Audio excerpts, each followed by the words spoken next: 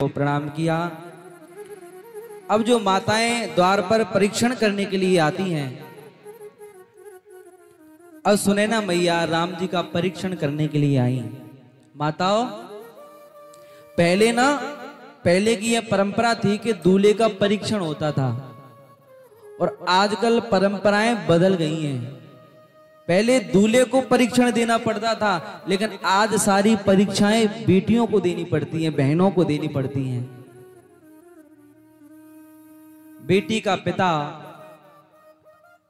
शंकर भगवान के मंदिर में जाता है, उधर से लौट करके आता है, रास्ते में संत जी मिल गए।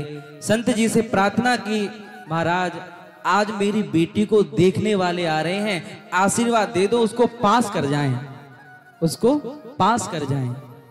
जब बेटी को देखने आते हैं ना, तो पिता को बड़ी चिंता होती है कि महाराज आशीर्वाद दे दो, पास कर जाएं। तो अब बेचारी बेटी सुबह से तैयार होकर के बैठी है, सजी संवरी सी मूर्ति बन करके। अब जो देखने वाले आते हैं बेटी को, तो वो आते ही 10-15 हैं। तो जब बेटी को देखने के लिए आते हैं, तो उसकी जो होने वाली सास है वो उससे प्रश्न पूछती है, और वो बेटी अंदर से आती है, चाय का कप लेकर के चाय पिलाई। अब तो प्रश्नों की बौछार लगाई। पहले देखते हैं लंबाई, चौड़ाई, पतलाई और सब कुछ उसका देखते हैं, गोरी है कि काली है। फिर उसकी होने वाली सास उससे प्रश्न पूछती है, फिर उसका होने वाला ससुर प्रश्न पूछेगा, उसकी होने वाला देवर प्रश्न पूछेगा, उसके होने वाली ननद प्रश्न पूछेगी। अब सबका उत्तर दे रही है बेचारी, हाँ हाँ करती हुई सबका उत्तर दे रही है। तो अब सारे प्रश्न सबने पूछ लिए। अब उसका होने वाला पति भी प्रश्न पूछेगा। उसने कहा कि अब सारे प्रश्न तो पूछ लिए गए हैं, तो अब उसके होने वाले पति ने प्रश्न पूछा कि तुमको नाचना आता है? उसने हाँ आता है। अच्छा, गाना आता है? उसने कहा हाँ आता है। अच्छा ठीक है, अभी हम जा रहे हैं और फोन पर बता देंगे कि रिजेक्ट करना है, पास करना है, फेल करना है, हम फोन पर बता देंगे। लेकिन वो भी भारतवर्ष की बेटी थी। उसने कहा कि तुम्हें ही हमारे साथ जीवन नहीं बिताना, हमको भी तुम्हारे साथ जीवन बिताना है।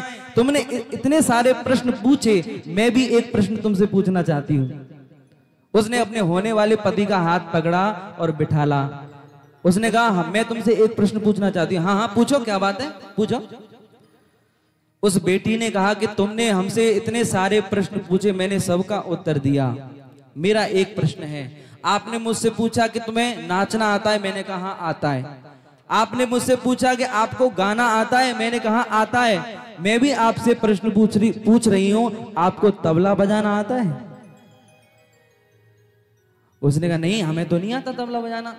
उस बेटी ने कहा कि तुम क्या हमें कैंसिल करोगे, हमें तुम्हें कैंसिल करते हैं। बोले क्या मतलब, क्या मतलब? बोले जब मैं नाचूंगी गाऊंगी तबला तेरा बाप बजाएगा।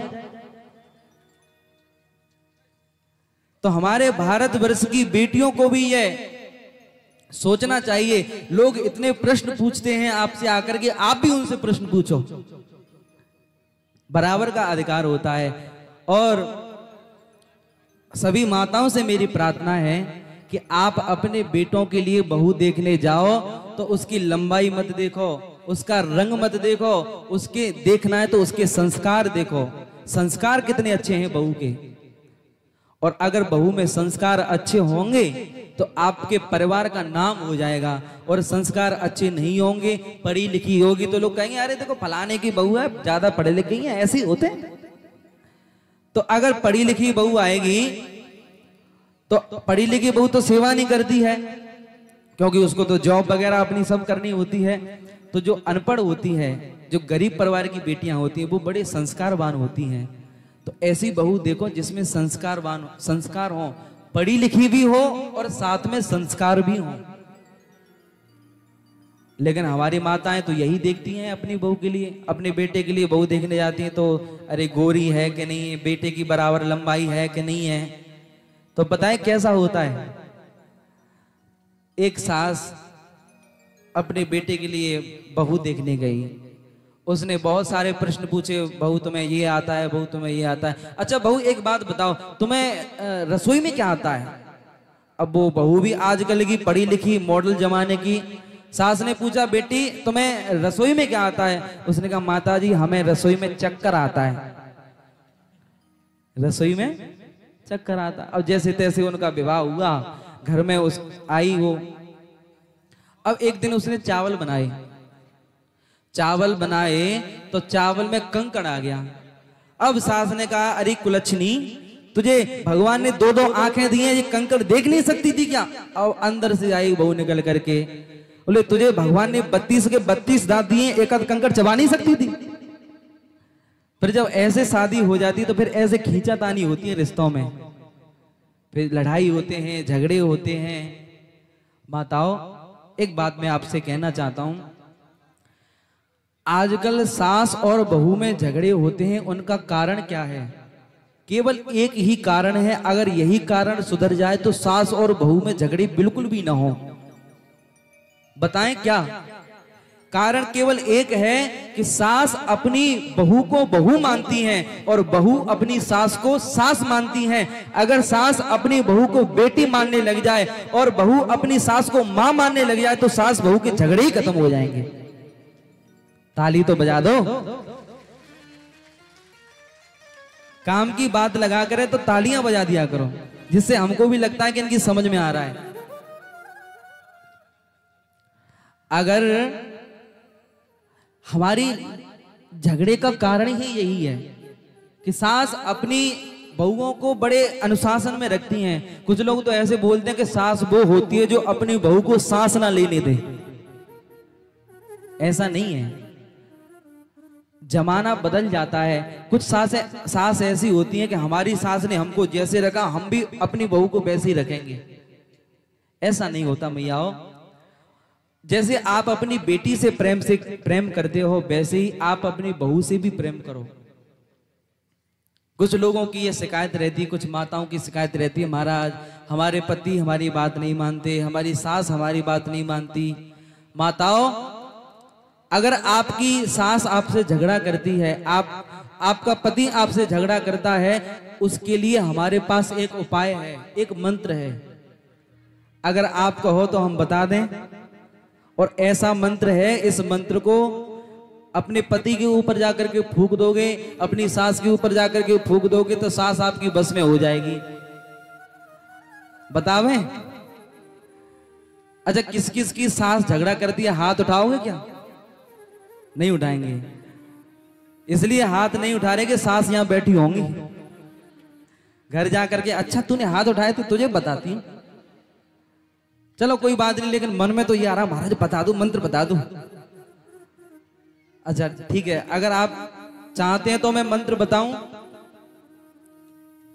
मेरे पास एक ऐसा मंत्र है कि जिससे आपकी सास बस में हो जाएगी, आपका पति बस में हो जाएगा।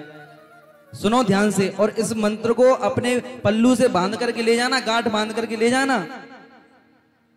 ध्यान से सुनना। यंत्र मंत्र और तंत्र को भूल न करियो कोई, पति कहे सोई कीजियो आप ही बस में होए। सास कहे सोई कीजियो आप ही बस में होए। मंत्र के चक्कर में मत पड़ो। सास आपकी जो बोल रही है वही करो, पति आपका जो बोल रहा है वही करो, तो वो अपने आप ही आपके बस में हो जाएंगे। कुछ भी करने की जरूरत नहीं है। कल भी यह प्रसंग चला था कि परिवार में आपस में प्रेम होना चाहिए, पति पत्नी में प्रेम होना चाहिए, एक दूसरे का सम्मान करें, एक दूसरे की बात सुने, एक दूसरे की बात समझें। एक मैया एक महात्मा के पास गई और जाकर के कहती है महाराज मैं प्रसन्न भी हूं और दुखी भी हूं। कौन सी बात पहले सुनना चाहते हो? बोलो मैया खुशी की बात सुना पहले। तो उसने कहा कि महाराज मेरी एक बेटी थी, मैंने उसका विवाह कर दिया, मुझे ऐसा दामाद मिला है, ऐसा दामाद मिला है कि मेरी बेटी उससे जो भी बोलती है वो वही करता है। अगर आधी रात पर मेरी बेटी ने ये कह दिया कि मुझे मायके जाना है तो तुरंत मायके छोड़ने चला जाता है, और जो मेरी बेटी बोलती है वो वही करता है। लेकिन महाराज एक दुख की बात भी है। क्या? बोले हमारे घर में जो बहू आई है ना वो बड़ी नकटी आई है, बोले क्यों? बोले उसने मेरे बेटे को ऐसा फंसा रखा है, अपने जाल में ऐसा फंसा रखा है कि वो जो बोलती है वही वो मेरा बेटा करता है। अगर ये बोल देगी आधी रात पर मुझे मायके छोड़ कर गया तो मायके छोड़ने चला जाता है। ये महाराज मुझे बहुत दुख है इस बात का। महात्मा ने उस मैया की बात सुनी, कहा मैया जो व्यवहार तेरा दामाद तेरी बेटी के प्रति कर रहा है, तुझे बड़ी खुशी हो रही है, तुझे बड़ी प्रसन्नता हो रही है, तो तेरे घर में जो बेटी जो बहू आई है वो भी तो किसी की बेटी है, उसकी माँ भी तो ऐसा सोचती होगी। लेकिन हम लोग यही नहीं सोचते। माताओं, आप अपनी बहुओं को बेटी मानो और जितनी भी बहू बेटी हैं वो अपनी सास को मां माने, तो कभी झगड़ा नहीं होगा, कभी लड़ाई नहीं होगी।